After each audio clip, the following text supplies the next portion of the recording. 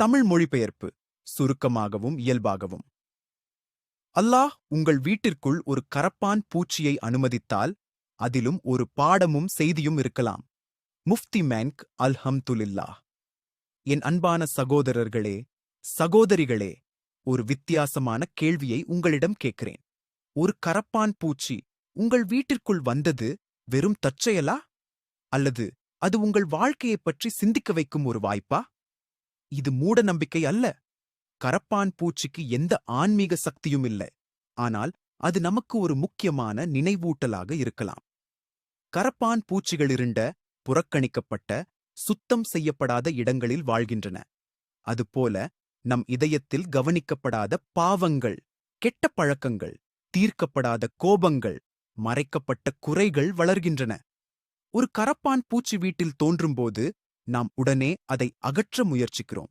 ஆனால் நம் உள்ளத்தில் இருக்கும் சிறிய பாவங்கள் மற்றும் தவறுகளை நாம் அதே அவசரத்துடன் அகற்றுகிறோமா?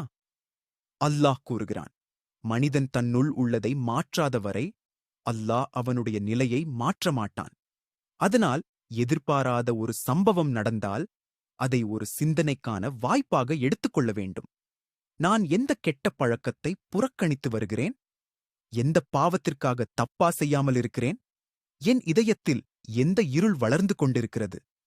எந்த உறவை நான் சரி செய்யாமல் விட்டுவிட்டேன்? நாம் விருந்தினர்கள் பார்க்கும் இடங்களை மட்டும் சுத்தம் செய்கிறோம், ஆனால் படுக்கையின் கீழ், அலமாரியின் பின்னால் இருக்கும் மூலைகளை மறந்து விடுகிறோம். அதேபோல் வெளியில் நல்லவர்களாக தோன்ற முயற்சிக்கிறோம், ஆனால் உள்ளத்தின் குறைகளை சரிசெய்ய மறக்கிறோம். சைத்தானுக்கு பெரிய கதவு தேவையில்லை, ஒரு சிறிய விரிசல் போதும். சிறிய பாவங்கள் கவனிக்கப்படாமல் விட்டால் பெரிய பிரச்சனைகளாக மாறும். சிறிய சோம்பேறித்தனம் ஆன்மீக வீழ்ச்சியாக மாறும். சிறிய வெறுப்பு பகையாக மாறும். அதனால் இந்த நிகழ்வை ஒரு எச்சரிக்கையாக அல்ல, ஒரு நினைவூட்டலாக பாருங்கள். 1. உங்கள் வீட்டை சுத்தம் செய்யுங்கள். 2. உங்கள் இதயத்தையும் சுத்தம் செய்யுங்கள். 3. தொழுகையை கவனமாக நிறைவேற்றுங்கள். 4.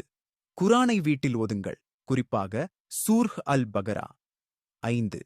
அதிகமாக திக்ர் செய்யுங்கள். 6. மறைவான பாவங்களை விட்டுவிடுங்கள். 7. உங்கள் உறவுகளை சரி செய்யுங்கள். துவா. யா அல்லாஹ், எங்கள் வீடுகளை அசுத்தத்திலிருந்து சுத்தப்படுத்து. எங்கள் இதயங்களை பாவங்களிலிருந்து தூய்மைப்படுத்து. நாங்கள் காண முடியாத இருளை அகற்றி புறக்கணித்த மூலைகளை ஒளியால் நிரப்பு. பொறாமை, அகந்தை, கோபம், நயவஞ்சகம் ஆகியவற்றிலிருந்து எங்களைக் காப்பாற்று. நேர்மை, பணிவு மற்றும் உன் அன்பை எங்கள் இதயங்களில் நிரப்பு. ஆமீன்.